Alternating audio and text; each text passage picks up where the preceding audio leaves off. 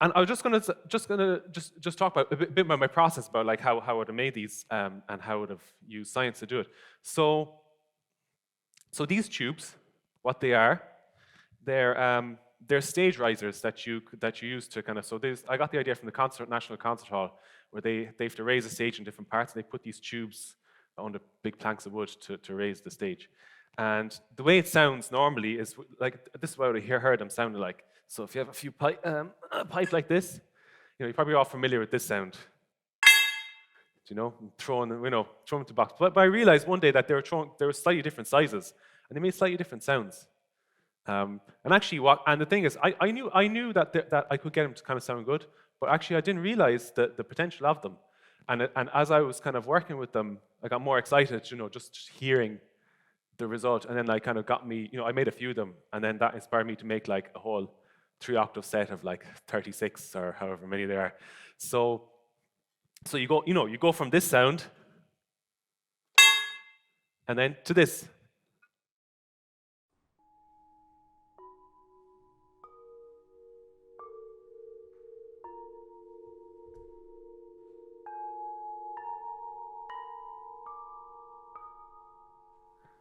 So there's like huge potential for nice music from them. And of course, then composers show these off to composers who write music, and they're like, oh yeah, I want to include that in my next film score or something. Do you know what I mean?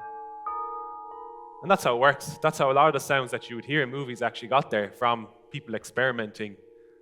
What's the words? Experimenting, discovering, researching. These words that you associate with science, that's what people have to do to create the music that you hear in general.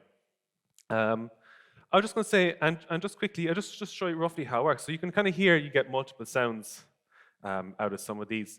So this is kind of me verging into a little bit of science now. Yeah.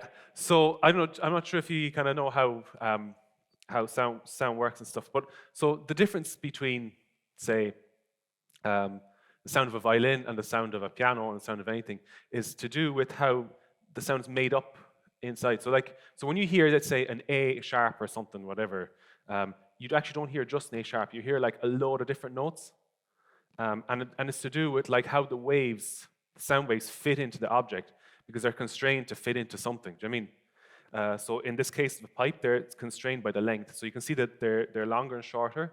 As they get longer, the waves that are allowed in there get longer.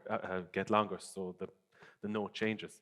But it's not just one wave that can fit, there are multiple waves. So I've got a slinky here, which is a great demo to show you how it works. Because that's the thing, you can only set up a wave that will kind of vibrate naturally like this. Do you know what I mean? That would be the equivalent of your lowest note, the main note that you hear, especially if you're playing a string instrument or something. But you can set up slightly different vibrations. It takes a bit of work, but you can set up, this kind of one where there's 2 bits. You can see there's kind of 2 different bits vibrating. And as you go faster, there's 3, and then let's see, can you get 4? Does it work? Can you see 4? Kind of, yeah. Anyway, so that's so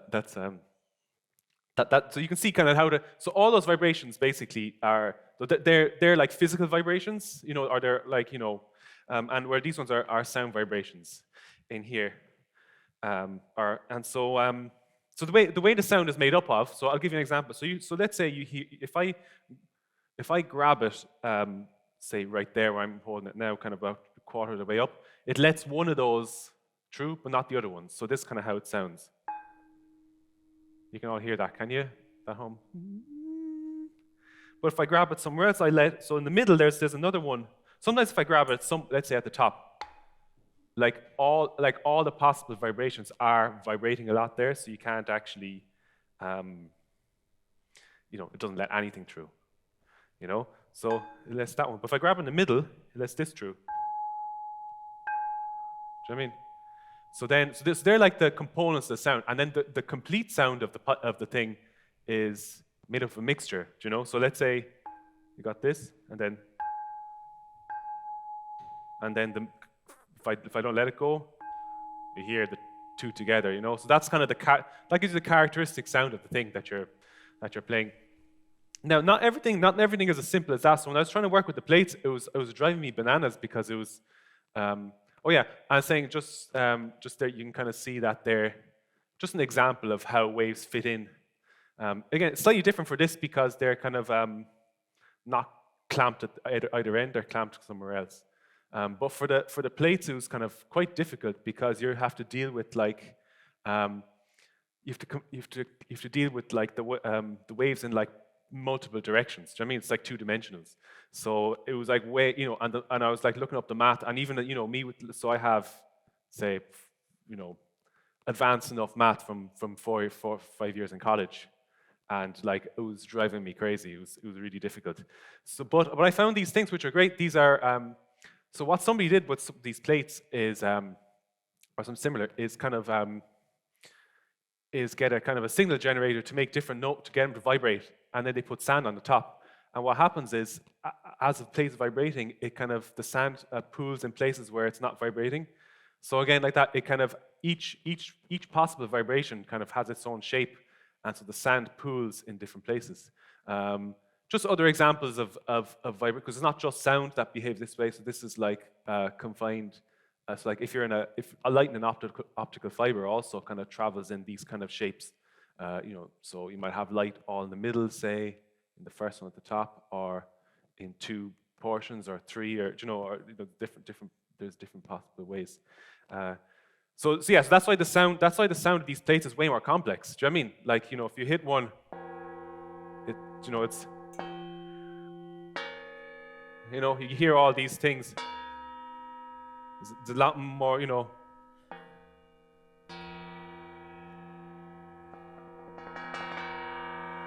So,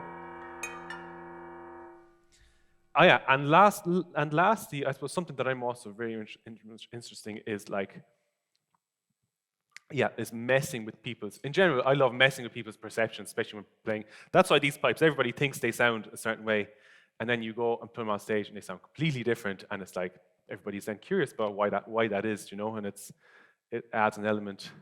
Yeah, I think it kind of adds a little bit of a scientific element even to performance, even though people aren't aware of it, which is kind of fun. So I'm gonna just play a bit of music for fun to end my bit.